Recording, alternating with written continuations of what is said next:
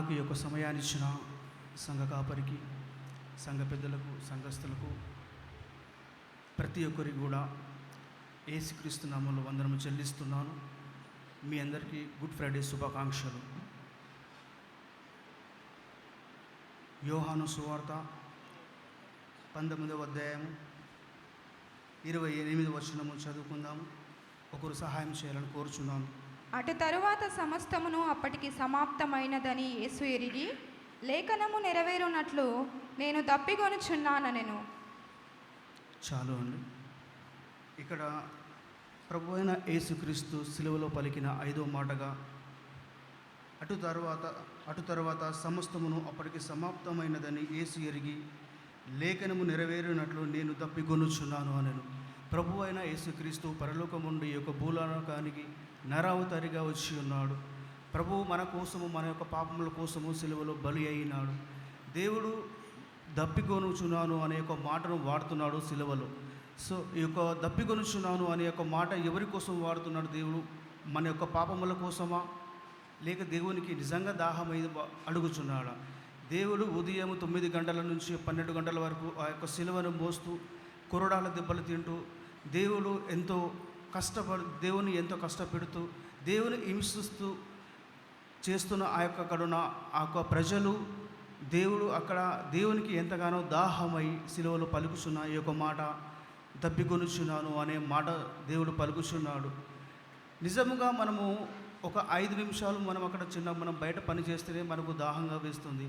So అలాంటి దేవుడు ఉదయం నుంచి మధ్యాహ్నం వరకు మొత్తము సిలువను మోస్తూ ఎంత శ్రమ పొంది ఉండొచ్చు.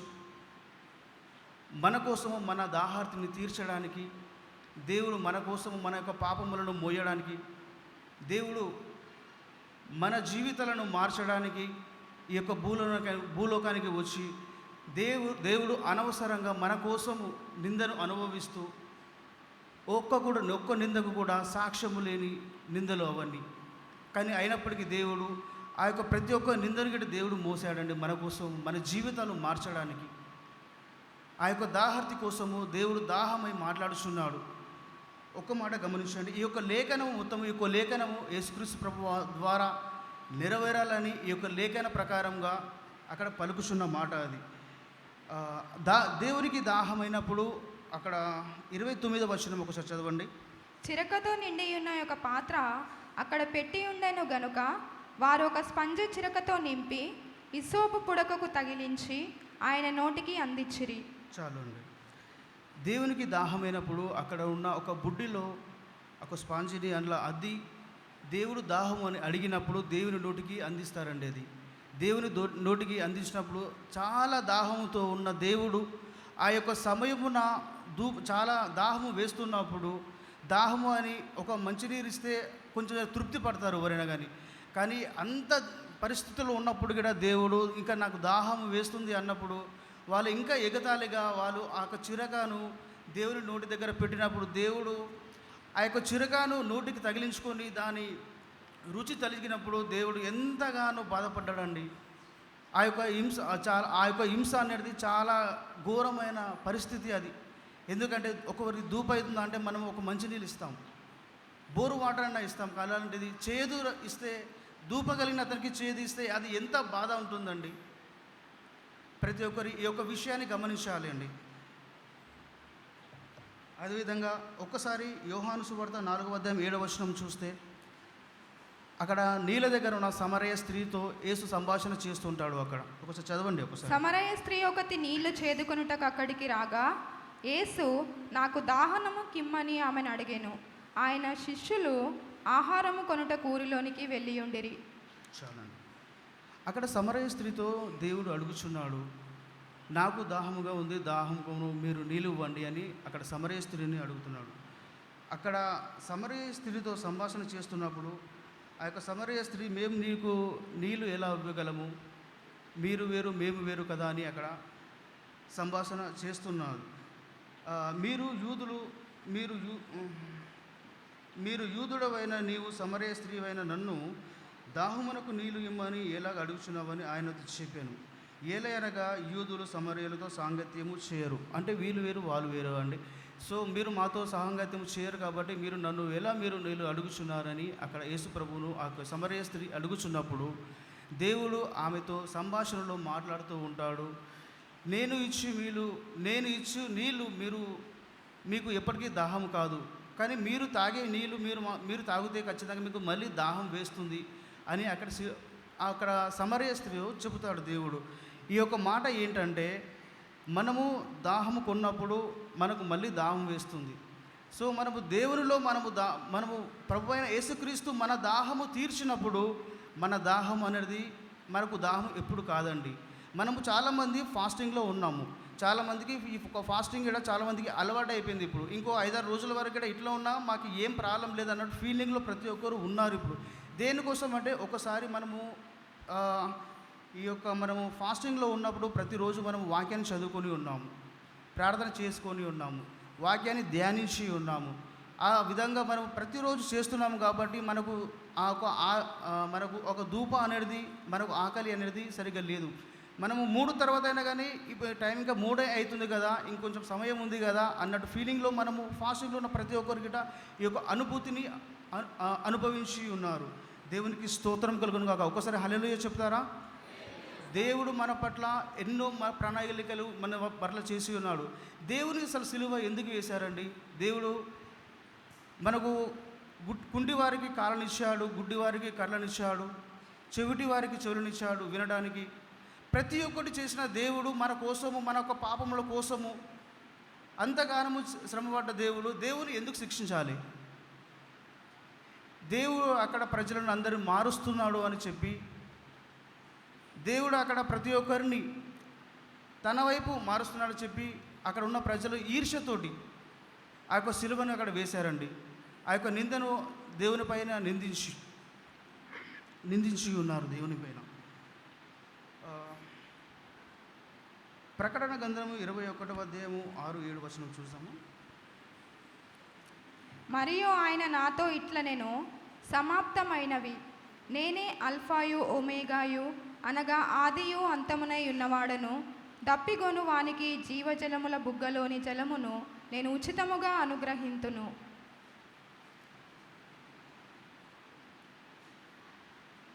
ఒక్కసారి మళ్ళీ చదువుతారమ్మా. మరియు ఆయన నాతో ఇట్లనెను, సమాప్తమైనవి. నేనే అల్ఫాయు ఒమేగాయు, అనగా ఆదియు అంతమునై ఉన్నవాడను. దప్పిగొను వానికి జీవజలముల బుగ్గలోని జలమును నేను ఉచితముగా అనుగ్రహింతును. దేవుడు మనకు జీవజలాన్ని ఉచితంగా ఇస్తున్నాడండి.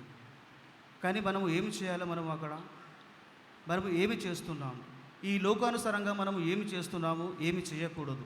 మనల్ని మనము పరీక్షించుకోవాలండి ప్రతి ఒక్కరు కూడా. దేవుడు మన కోసము దాహాన్ని తీర్చడానికి వచ్చాడండి. మనము దాహముతో ఉన్నప్పుడు దేవుడు మనకి దాహాన్ని తీర్చడానికి ఈ యొక్క భూలోకానికి వచ్చి ఉన్నాడు. దేవుడు సిలువలో అద్భుతమైన మాట అండి ఇది, నేను దప్పికొనుచున్నాను అని.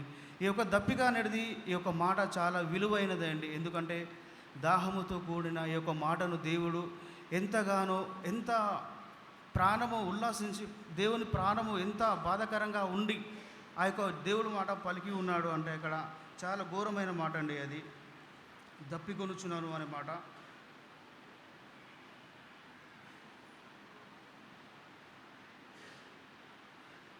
నరావతారమునకు పూర్వము యేసుక్రీస్తు దేవుడు దేవలోకంలో ఉండి దేవుడు ఆయన భూమి మీద ఒక పని ఉన్నదని ఈ యొక్క లోకానికి వచ్చాడండి. కనుక నరుల మధ్యకు నరావతారి వచ్చి యేసుక్రీస్తు అను పేరు పెట్టుకొని ఆయన భూమి మీద రాకపూర్వము దేవుడు నుండి భూమిపై మరొక పని చేసెను. సర్వజనుల్లో యూదులను ఏర్పరుచుకొని వారికి న్యాయాధిపతులను ప్రవక్తలను ఇచ్చి వారికి మెస్సయ్య అను క్రీస్తు అవతారంను గూర్చి ఆయన వచ్చి యేసు పనులను గూర్చి చెప్పి వారిని సిద్ధపరిచారు. దేవుడు అట్లా ఎంతమందినో చాలామందిని సిద్ధపరిచి ఉన్నాడు. దేవుడు ప్రతి ఒక్కరిని సిద్ధపరచడానికి దేనికండి? దేవుని యొక్క వల్లనే ఇదంతా కాదు. దేవునికి అంటూ ఇంకా కొంతమంది ఉంటే, సహాయంగా ఉంటే ఈ యొక్క సువార్త అనేది ఇంకా అందరికీ చేరాలని వీళ్ళ అందరినీ ఇక్కడ ఎన్నుకున్నాడు. ఎందుకంటే ఒక రాజ్యము అన్నప్పుడు రాజ్యములో పిఎం, సీఎం అట్లా మన ఇక్కడ ఎట్లా అయితే ఉంటారో సేమ్ రాజ్యంలో కూడా అదేవిధంగా అట్లా పోస్టులు ఉంటాయండి. ఆ యొక్క పోస్టుల ప్రకారంగా వారికి వాళ్ళ బాధ్యతలు వాళ్ళకు అప్పచెప్పినాడు. అప్పటికి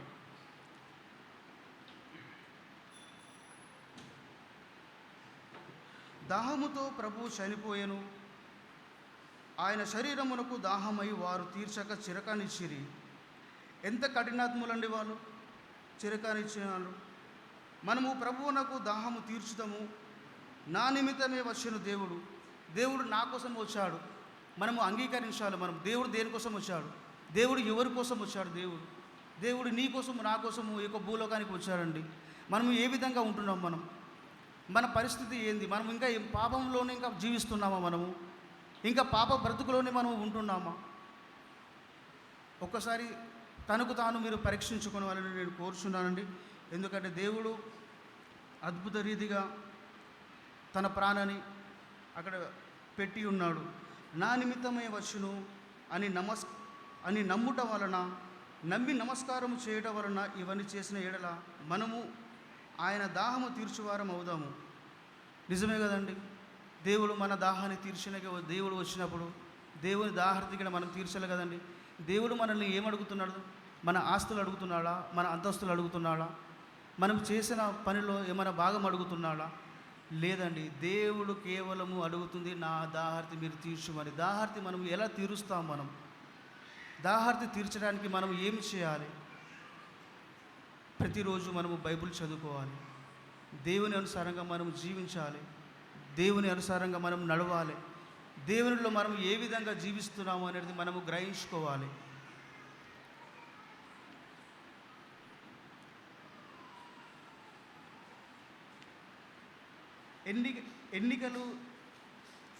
ఎన్నిక జనుల ద్వేషంబు నీకు ఎండ అయినందున దప్పికొన్నావా?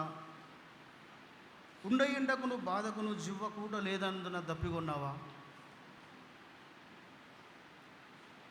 మరొకసారి చదువున కొంచెం ఆలోచించండి ప్రతి ఒక్కరు. ఎన్నిక జనులు ద్వేషంబు నీకు ఎండైనందున దప్పికొన్నావా? ఉండ ఎండకును బాధకును జివ్వకూట లేనందున దాహం అన్నావా? అక్కడున్న ఎండకు, అక్కడున్న వేడికి, గొల్గొతా కొండ పైన చాలా ఎండ ఉంటుంది. అంటే అక్కడ ఎండ అంటే మొత్తం అంతటా ఉంటుంది. సో అక్కడ గొల్గొతా కొండ పైన అది ఒక నల్ల బండ, నల్ల రాయి, దానిపైన ఇంకా ఎండ చాలా ఎక్కువగా ఉంటుందండి. మామూలుగా ఈ తెల్లరాయి నల్లరాయికి చాలా డిఫరెంట్ ఉంటుందండి. నల్లరాయి చాలా వేడిగా ఉంటుంది. అలాంటి వేడి పైన అక్కడ దేవునికి సిలువ వేసినప్పుడు ఆ యొక్క వేడికి పైనుండి వెండ, పైనుంచి ఎండ, కింద నుంచి బండ కాలుతుంటే ఆ యొక్క అక్కడ దేవునిలో నీరు లేక దాహము అని అక్కడ దేవుడు అరుగుచున్నాడండి. ఎంత గొప్ప మాట అండి ఇది. మనము ఈ యొక్క దాహానికి మనం తట్టుకోగలమా? ప్రతి ఒక్కరూ ఈ యొక్క మాటలు గమనించాలండి. దేవునిలో మన సహవాసము, మన నిరీక్షణ ఎలా ఉంది, మనము ఎలా జీవిస్తున్నాము, దేవునిలో మనము ఎలా ఉంటున్నాము? ప్రభు పేరట మీ ఒక్కసారి మీ అందరికీ నేను మనవి చేస్తుంది ఒకటే అండి. ఈ యొక్క ఫాస్టింగ్ ప్రేయర్లో ఎవరైతే ప్రతి ఒక్కరూ ఫాస్టింగ్లో పాల్గొన్నారు, ఫాస్టింగ్ లేని వాళ్ళు గిట్ట చాలామంది బైబిల్ చదివి ఉన్నారని మేము నమ్ముచున్నాము. ప్రతి ఒక్క కుటుంబంలో ఈ యొక్క దేవుడు ఈ యొక్క మాటలు ఉంచాలని కోరుచున్నానండి. ఎందుకంటే ఈ యొక్క చిన్న మాటలే కానీ మనం అర్థం చేసుకుంటే చాలా భావంతో కలిగినే ఉంటాయండి ఇవి. దేవుడు ఈ యొక్క మాటలను దీవించాలని కోరుచున్నానండి. ప్రతి ఒక్కరు కూడా మీరు ముఖ్యంగా మీ అందరికీ ఒక చిన్న విషయం చెప్పాలండి. మిమ్మల్ని మీరు ప్రేమించినట్టు ఇతరులను కూడా ప్రేమించాలండి. ఇంతకుముందు బ్రదర్ కూడా చెప్పినట్టు, నాకన్నా ముందు చెప్పిన బ్రదర్స్ కూడా నేను వందనం చెల్లిస్తున్నాను. ఎందుకంటే చాలా వాళ్ళు కూడా చాలా చక్కగా వివరించి చెప్పి ఉన్నారు ఈ యొక్క మాటలను. నిన్ను వలె నీ పొరుగు వారిని ప్రేమించు అనే పదము, మనము నిన్ను వలె నీ పొరుగు వారిని ప్రేమిస్తున్నామా, ద్వేషిస్తున్నామా, అది మీ యొక్క మనసులకు తెలుసండి. ఎందుకంటే మనము దేవునిలో ఉంటున్నాము, మనము సంఘానికి వస్తున్నాము, సంఘంలో మనము ఏం నేర్చుకుంటున్నాము, మనము జీవితంలో మనం ఎలా ఉంటున్నాము, లోకానుసారంగానే మనం జీవిస్తున్నామా, లేక మనం సంఘము పరంగా మనము ఇంకో జీవితాన్ని జీవిస్తున్నామా? ప్రతి ఒక్కరికి తను తాను పరీక్షించుకోవాలని నేను కోరుచున్నానండి. ఈ యొక్క సమయంలో మరొకసారి ఈ యొక్క మాటను మళ్ళీ రిపీట్ చేస్తున్నానండి. ఎన్నిక జనుల ద్వేషంబు నీకు ఎండైనందున దప్పికొన్నావా?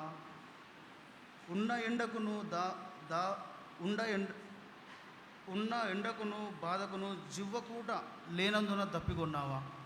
ఈ యొక్క మాటలు దేవుడు దీవించి ఆశీర్వదించుగాక. సమయం ఇచ్చిన సంఘ కాపరికి, సంఘ పెద్దలకు అందరికీ నా యొక్క నిండైన వందనలు చెల్లిస్తున్నాను. Thank you so much for all.